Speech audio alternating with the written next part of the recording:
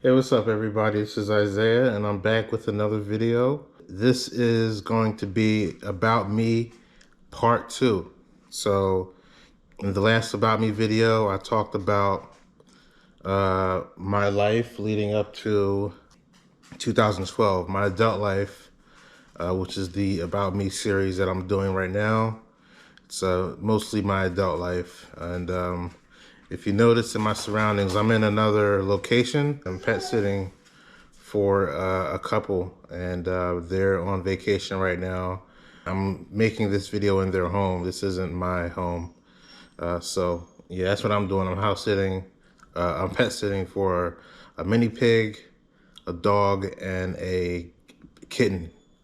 And they're in good hands with me. So that's what I'm doing. That's why I'm here. But anyway, this is going to be About Me Part 2. I'm going to be talking about the years from 2013. I'm going to be talking about my life from 2013 until 2018. And this is going to be part 2. Part 3 will cover 2019 to now. And that's going to be part 2 or part 3. Okay, so just to give you guys a little recap. The previous video, I ended off with 2011 and 2012. 2012 was the last year that I talked about in regards to my life and the events that had taken place to shape who I am now. So in 2011, I moved to South Carolina, started university at the University of South Carolina, studying anthropology. I got experience in archaeology, some lab experience, some class experience, class work and lab work in archaeology. Didn't really do any field work for that, but I did do the lab work and I did the class work for archaeology. Had a lot of firsts during that time. First roommates, first time moving to a new city, first time living on my own, first time having an apartment, first time moving out of state, first time riding a plane by myself as an adult. A lot of firsts during that time. And it was a really important time in my life. And it was great. So I really look back on that with a lot of gratitude for the first that I got to experience. I started blogging back in 2011 for an Islamic studies class. It was something that I kind of carried with me and developed over the years. I also depended a lot on my parents for finances during that time, which I look back and kind of regret doing that. I wish I was kind of more independent during that time, but it's something that I had to learn. I had to kind of learn certain things. And also wanted to make this series because I wanted to emphasize that sometimes you need to make mistakes. Sometimes you need to do things the wrong way so you can learn moving forward. Don't be afraid to, like Wiz Khalifa said in one of his songs, he said, don't be afraid of mistakes because you have to make some. So I think that I wish I wasn't so dependent on my parents for money during that time, but they kind of rationalized it as being that I'm a college student and it's kind of normal. So moving forward, 2013, I was in a dark place. My grades slipped. My goal was to go to a decent university and prove to myself I could do it, to make it in there. I just kind of always wanted to make it in the door. During that time in my 20s, and my goals have changed and my outlook and things, my perspective has widened. But during that time, my goal was to just make it into a major university and prove to myself and others that I could do it. As far as staying there and stuff like that, I didn't really want anything else besides that. I was in my early 20s, and I mean, we all kind of want success, but at that time, I didn't really care about, I guess, success. I was kind of content I've always kind of been content with what I have and who I am and where I'm at in life, and didn't never really felt like I needed to um, do anything to be enough as a person. But I dealt with a lot of loneliness, a lot of questioning myself in very different ways. Just a lot of uncertainty.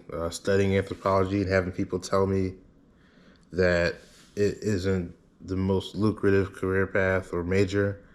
That definitely, and understanding that, seeing that it kind of affected my mentality as well. It kind of affected I think it might have affected my study habits, and just kind of getting bored with the material. The workload was kind of heavy sometimes, and sometimes I just got bored with the material, or I was just too lazy to do all the work, I guess. But yeah, I was feeling lost during that time, and my grades slumped a little bit. My studies, I had a lack of concentration or connection. There was a lack of connection to the things I was studying. And I also had many different jobs during that time. I had like 4 jobs while I was in college. Um, and yeah, that's 2013. 2014, had one of my worst semesters. Uh, I was supposed to graduate in 2014 in December, but I didn't. I had failed one class right before graduation. It was a GIS course, Geographical Information System class that I failed. I could have passed it, but I failed it, and I didn't graduate. So all of that just to not graduate. I went through all them years, and my parents paying tuition out of their pocket, as well as me getting private and federal loans just to not graduate. It's kind of a bummer, which still kind of affects me to this day. Um, but we're not looking backwards. We just learning from it, and we moving forward, right?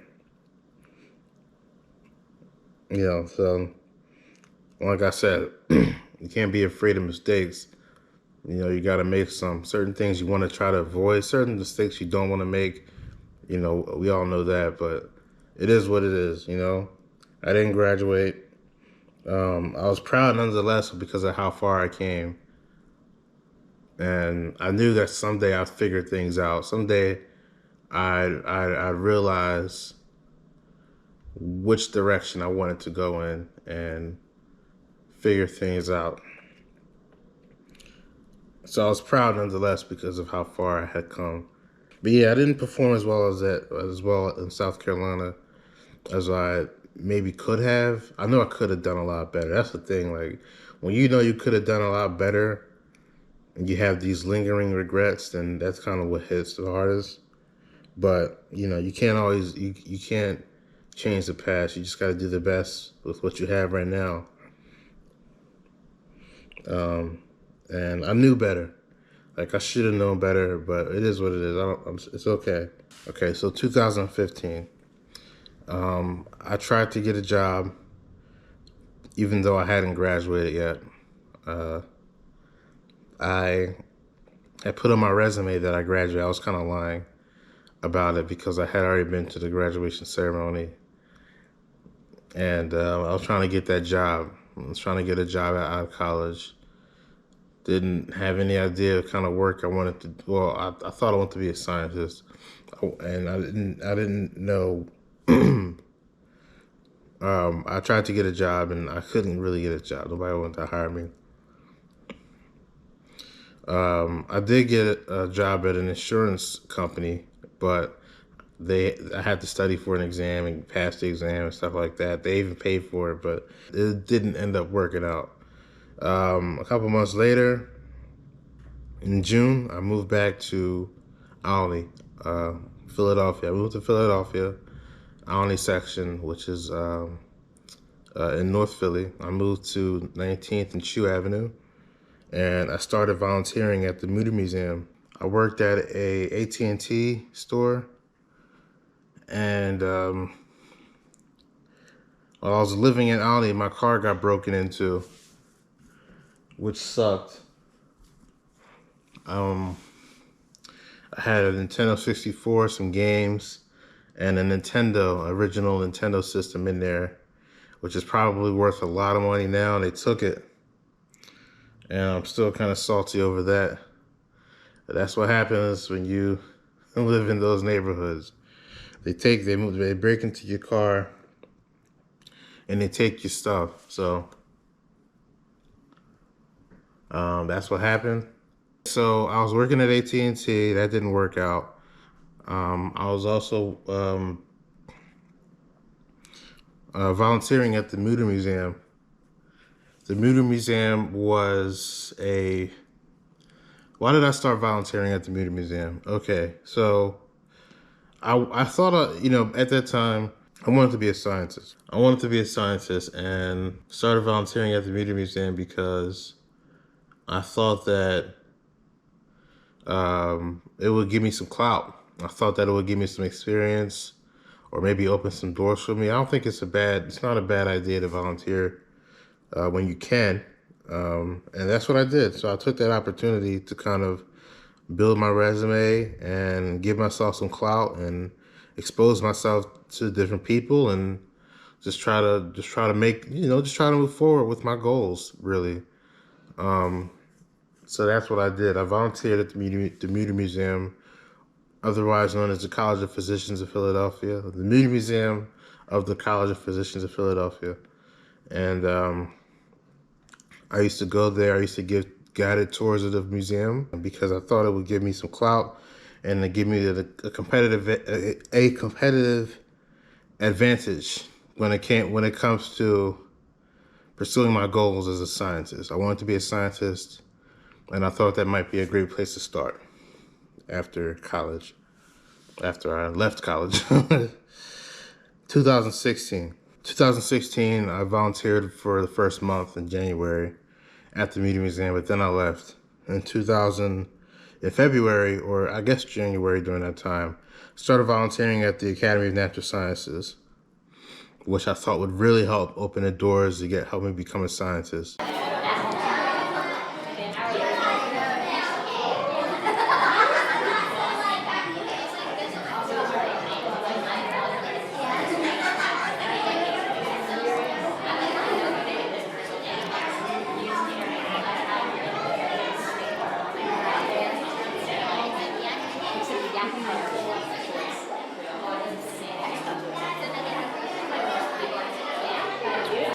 People had always kind of thought I was slow or thought I wasn't very smart or whatever. People had always made assumptions about me.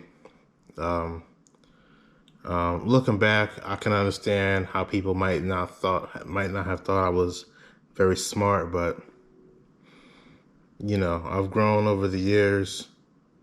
I've read so many books, learned so many things. I have a lot of common sense. I have a lot of practical knowledge, and I don't really need their validation. I already know I'm not unintelligent, so I no longer seek their approval. So I started volunteering at the Academy of Natural Sciences. That experience, it was okay. I got to make presentations to people that came to the museum talking about different scientific topics, including climate change. And it was a nice experience. I got my first office job during that time. The first office job I had was working with, or rather for my stepmother. I worked at her office. She works as a corporate attorney at a company in downtown Philadelphia. That was my first office job where I actually worked at an office. And I did it because I was living in one of the houses, the house in Alney that I told you guys about. The house I was living in belonged to her. And I was behind on my energy bill. And they were going to put a lien on the house. So I worked at the office in order to pay off that lien and maybe make a little extra cash as well. She was nice enough to let me get the job. That was my first office job besides working in security. And the noises that you're hearing in the background are Tallulah, who was a mini pig that I'm pet sitting right now. Right, Tallulah? Anyway, that was my first office job. I also had to move in with my mom, and in Willow Grove. I ended up living with my mom for like 4 years. And then after that, I got a job in healthcare, or at a company called Health Advocate, taking calls in a call center. It's not healthcare, I guess. My second office job was at a company called Health Advocate, where I worked in a call center, answering people's questions about their health benefits and insurance and stuff like that. It was okay, you know. Eventually, I got tired of it. I hated it. But it was a decent first, I guess, second office, full-time, permanent office experience. And then in October of that year, Leilani was born. Leilani was born in October. And she was born, and that was probably one of the most amazing experiences looking back, because I finally became an uncle. My niece was born October 2016, and it's been a joy having her in our family ever since. So that was the main gist of 2016, working office jobs, while also volunteering and having to move back in with my mother. And that was mainly what happened in 2016. 2017 was very difficult. It was a difficult year for me. I got arrested in January 2017 for a DUI in possession of marijuana. Which those charges actually stuck to my record. It was an ungraded misdemeanor, and I got arrested. So here's what happened. I was driving after work one day, after working at Health Advocate. I wanted to go to a place called Cherry Springs Park from where I lived in Willow Grove, PA. And I wanted to go there because they had a full view of the Milky Way, or the Milky Way galaxy. And if you brought a telescope or something, you could see it because it was really clear out. It was famed for that place. You should look it up on Google. It's called Cherry Springs State Park in Pennsylvania. On my way there, I was smoking a lot of marijuana. And I had pulled over on the side of the highway. I put my hazard lights on, and the officer basically, he didn't even take me to the jail cell. He just drug tested me, and then he took me to a hotel. He made me get a room at a hotel for the night and stay there instead of going to a jail cell. And he left my car on the side of. He made me leave my car on the side of the road. But he got me on a technicality because my key was in the ignition supposedly, and which it probably was. And even though I wasn't driving, I was asleep when he got behind me. I was on the side of the highway with my hazard lights blinking and taking a nap because I had a long day. When I smoke marijuana, it's not like I get all crazy and disillusioned. Although if I do enough of it, then yes, that tends to happen. But I'm usually in pretty decent self-control when I do it. So, you know. But anyway, that was the start of 2017. That was in January. Couple months later, I got a letter in the mail about the criminal complaint. After that, some newspapers that are local to that area had published information about me and my name. All right, so so local papers in that area where I was arrested had published information about me or the arrest in my name. You know, they kind of blew it out of proportion to I don't know, to publicize the event. And that's kind of where I got my first kind of. I wanted to actually sue those people because I thought they were misinforming people about me and stuff like that. So I tried to reach out to some attorneys in the Philadelphia area so I could file a lawsuit with these people that were putting out this information about me. And I wasn't successful in that.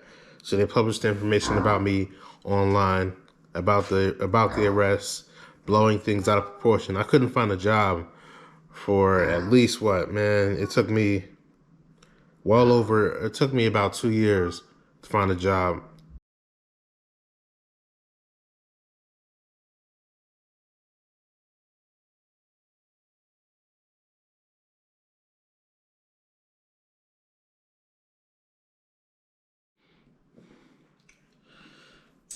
Hey y'all, so I'm back. It's now Friday, January 13th. I want to continue my recording about this About Me Part 2 video. So, like I said, in 2017, got arrested for DUI, couldn't find a job. I was a burden on my family, it was a very difficult time in my life. Not very, it was difficult. I was still kind of on a high from having accomplished that goal that I wanted to accomplish, which was getting into a decent school and stuff like that. So I was still kind of happy about that. But getting that DUI and getting that criminal complaint scared me, and and not being able to find a job because of the publications made about me via news companies was really kind of jarring for me. So couldn't find a job. I was a burden to my family. I didn't have any money. I didn't really know how to finance my life. I was living with my mother. It was terrible. And it was definitely, 2017 was definitely a low point for me. I was barely working and, it just sucked. So 2018, I was fighting my DUI case. My parents were kind enough to get me an attorney. And I was fighting my DUI case. And my parents got me an attorney. And I was still barely employed during that time. I was working at a supermarket and the bakery. I quit like a couple days later. The only reason I took the job was because my stepmother suggested that I get a job to look good for the judge who was going to sentence me. She thought it would look better if I had a job. But I couldn't stand working at the bakery of a supermarket after having gone to college. Even if I didn't graduate, it just felt demeaning. I was making like $9 an hour. I didn't like it. So I quit not too long after that. And I just said, you know what, I'm not doing this. My pride was keeping me from staying there. No shade to anybody that works in the bakery department at a supermarket, but I just couldn't do it. Anyway, I was barely employed. I was still a burden on my family. I got sentenced, and part of the sentence was I had to go to prison for 3 days, 72 hours, and my license was suspended for a year and a half, and I was on probation for a year. And not having a license was really hard. So 2018 was another terrible year. It sucked. I had to pay all these fees and stuff, fines. It was terrible. Pay all these fines, not having a job, not having money.